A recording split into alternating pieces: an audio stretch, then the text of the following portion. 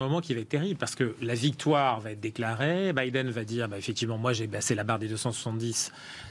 grands électeurs et donc on va se retrouver pendant cette période-là, déjà après un certain temps parce que les comptages sont très longs, il faut vérifier la réalité, l'identité des gens qui ont voté par correspondance, c'est très difficile et très long, donc il n'y a pas une observation suffisante de ce contexte-là et ça va créer encore des difficultés. Et après, s'il y a ces contentieux locaux,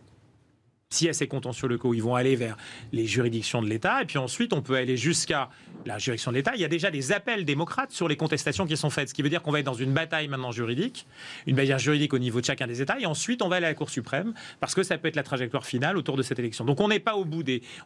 surprises, et surtout, on va avoir une élection gagnée politiquement, c'est ce que vont dire tous les médias